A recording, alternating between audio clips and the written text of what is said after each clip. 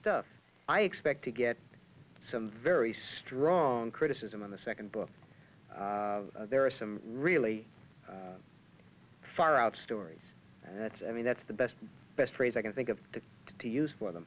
They are very explicit sexually. They are very explicit politically. They are very explicit style-wise. There are no soft, easy ways into any of these stories. They all come at you with their fangs bared and dripping. And I can't think of anybody who's going to ever walk away from this book the same way he went to it, even as apparently those who went at Dangerous Visions were changed. What have been the reactions to Dangerous Visions? Well, about 99% awe, joy, delight, approbation.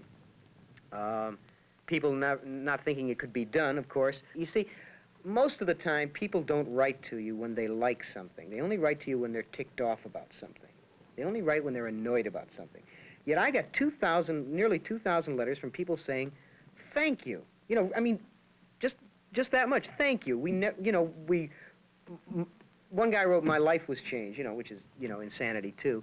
But college students writing and saying, I've been shacked up with Silas Marner for the last 8 months, and I didn't know people were even writing like this. And writers writing in, and that's the important thing. Other writers writing in and saying, my God, we can do it, and now their whole careers are changed, their lives are changed. And even the people who were annoyed, even the ones that I get crummy letters from, the tone of the letters tells me that I'm really jamming them, because Clausewitz was right. Doesn't matter whether you attack or you retreat, as long as you move, something happens. Let's see some life. The book was intended to shake things up, and I think that's what it did. In the process, it got an awful lot of critical attention, a lot of critical acclaim, and it wound up on the best book list of 17 different newspapers in the country. Chicago Book World put it on its best paperbacks of the year.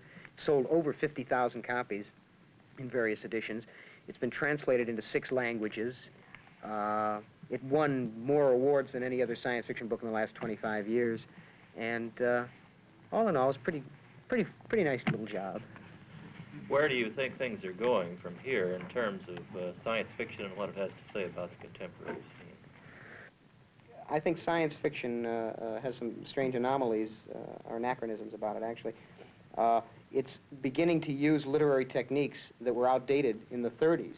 Now, it's beginning to use them. Yet at the same time, it has an imaginative content that is light years ahead of the mainstream in fiction. And I think that speculative fiction will continue to borrow the literary techniques of the mainstream, and the mainstream will kind of get a leak off or bleed off of imagination, and the two will merge in that way, and they will enrich each other. I think science fiction has now become an important, accepted literary medium, one that's viable and that's valid. Alexei Panshin has written a criticism of science fiction a few months ago on fantasy and science fiction, in which he states an attitude he holds towards science fiction as being in the condition of the Elizabethan theater in 1590, waiting for Shakespeare. Do you think that's a valid assumption? Not so much a Shakespeare. I don't think the field is looking for a Shakespeare as much as it is a, who was Thomas Wolfe's editor? Maxwell Perkins. Maxwell Perkins, that's what we need. We need a, dig it. We've already got writers now who are doing things no writer has ever done before. We've got writers who are so brilliant that there's no place for their work to go. They can't be published. Their best stuff can't be published.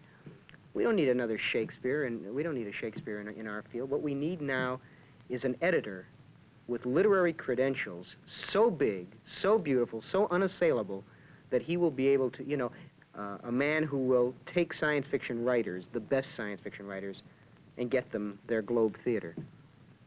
Then would you say you're optimistic? I mean that you think science fiction will help produce a better society. Speculative fiction seems to be emerging as this kind of fiction, which isn't so peculiar, really, when you think about it, because speculative fiction is really the only optimistic fiction being written today because it says there will be a tomorrow. It may be a lousy tomorrow, it may be a messed over tomorrow, but there'll be a tomorrow of some kind. Not everyone would agree with Harlan Ellison about the importance of science fiction in today's world, or where it is going from here. Some would ask, where is the sense of wonder? Others, where is the science? Where is the extrapolation of the present into the future? But most of them would agree that science fiction is going somewhere. Where it is going in the final analysis is up to you, you who are watching this film today.